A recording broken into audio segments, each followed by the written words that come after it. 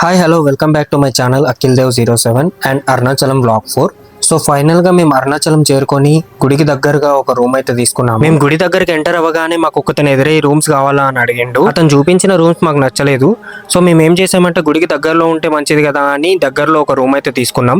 ఈ రూమ్ అయితే చాలా బాగుంది. మేమైతే అనుకోలేదు ఇంత మంచి రూమ్ దొరుకుతుందని. పర్ హెడ్ 600 పడ్డది. సో మేము ఇంకా ఫ్రెష్ అయ్యి రెస్ట్ తీసుకొని ఈవినింగ్ 6:30 వరకు గిరి ప్రదక్షిణకి అయితే బయలుదేరినాం అన్నమాట. గిరి ప్రదక్షిణ స్టార్ట్ చేసే ముందు మీరు ఇక్కడ కర్పూరం వెలిగించి స్టార్ట్ చేయాలి. అక్కడ కర్పూరం వెలిగించి గిరి ప్రదక్షిణ మంచి జరగాలని ఇంకా స్టార్ట్ చేసేసినాం. గిరి ప్రదక్షిణ చేసేటప్పుడు మీరు వాటర్ బాటిల్స్ క్యారీ చేస్తే మంచిది. ఎందుకంటే మీరు 14 కిలోమీటర్స్ గిరి ప్రదక్షిణ చేయాలి కాబట్టి. ప్రదక్షిణ చేసేటప్పుడు మీకు మధ్య మధ్యలో షాప్స్ కూడా ఉంటాయి. కావాలంటే మీరు అక్కడ కూడా వాటర్ బాటిల్స్ తీసుకోవచ్చు అండ్ టిఫిన్స్ కూడా ఉంటాయి. ఈ గిరి ప్రదక్షిణ చేసే సమయంలో మీకు అష్టలింగాల దర్శనం కూడా కలుగుతుంది.